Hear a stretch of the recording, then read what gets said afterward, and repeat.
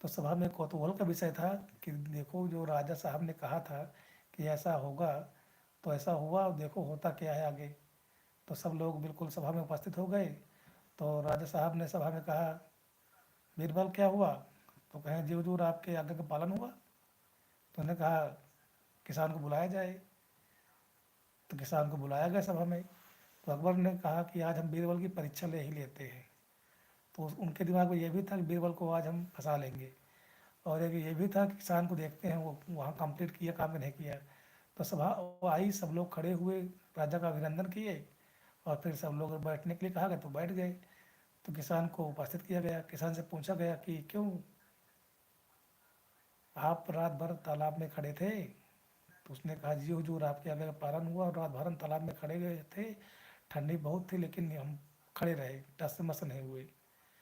तो जो निगरानी में उसको ताकने के लिए लोग लगाए गए थे पहरेदार, तो उनसे पूछा क्यों ये सही बोल रहा है? तो पहरेदार ने कहा जी हुजूर बिल्कुल सही बोल रहा है, ये कहीं नहीं गया, हम लोग रात भर बैठे थे और जाके देख रहे थे, कहीं नहीं गया ये। तो फिर कहा गया भाई इसको उचित इनाम दिया जाए। तो बीरबल तो आराम से बैठे सुन रहे थे। अकबर के मन में एक और दिमाग में एक बात आई। तो उसने पूछा कि अच्छा रात भर आप तालाब में खड़े थे, कुछ तो सहारा रहा होगा, क्या देखकर आप रात भर खड़े रहे? तो उसने कहा हुजूर आपके महल में एक छोटा सा दिया जल रहा था, तो उस दिया को देखते हुए हम रात भर पूरा खड़े रहे। अकबर ने कहा अच्छा तो ये बात थी, तो तुम्हें ठंडी कहाँ से लगेगी, इसीलिए तुम रात भर खड़े रहे। वहाँ जो हमारे महल में दीपक जल रहा था, उसकी पूरी जो आँच लगती है, गर्मी, उसी गर्मी को आप वहाँ बैठे बैठे आँच ले रहे थे, इसके तो खड़े रह गए।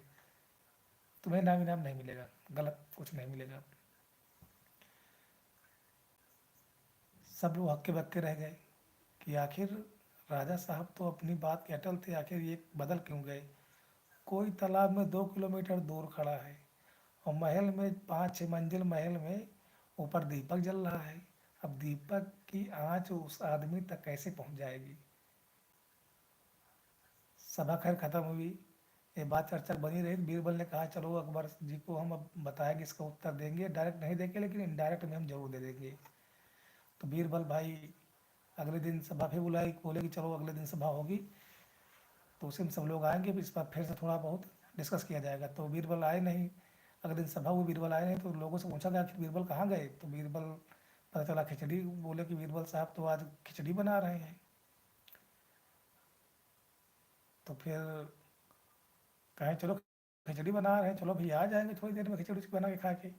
1 घंटे बीता, फिर पूछा गया तो फिर वही जवाब, 2 घंटे पूछा गया तो फिर वही जवाब, यानी शाम हो गई।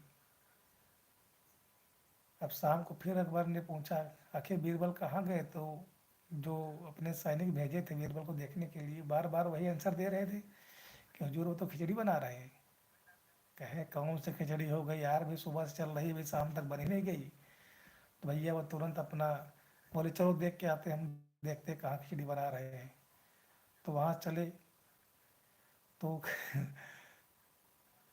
चूल्हा, जमीन पर खिचड़ी, बांस के बना के मटके से हांडी नहीं फोड़ी जाती उस तरह, कम से कम 50 फुट ऊंचे ऊंचाई पर एक मटकी में खिचड़ी रखी थी और खिचड़ी पकाई जा रही थी।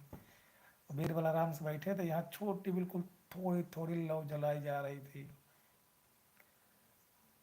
तो अकबर आए, बीरबल को देखा, कहें अरे बीरबल यार तुम पगला गए हो क्या? ये सुबह से खाना बना रहे हो, खिचड़ी तुम्हारी नहीं पकी, शाम हो गई। कहें जी हुजूर खिचड़ी हमारी पकने वाली है, तभी पक जाएगी, शाम तक ही पक्का पक जाएगी। तो कहें कैसे पक जाएगी यार, ये खिचड़ी बिल्कुल इतनी लो जलाए हो, नीचे लकड़ी जलाए हो, ऊपर बताओ तुम्हारी 50 फुट ऊपर हांडी टंगी है, कैसे आग लग जाएगी? कहें अरे हुजूर की बात, बस इतनी सी बात। अरे जब साहब 2 किलोमीटर दूर तालाब में खड़ा आदमी आपके महल में लगे जल रहे दीपक से रात भर लौ लेकर खड़ा रह सकता है, तो इतनी छोटी सी बात इतना कहाँ हो पाएगा? तो अकबर के तुरंत बाद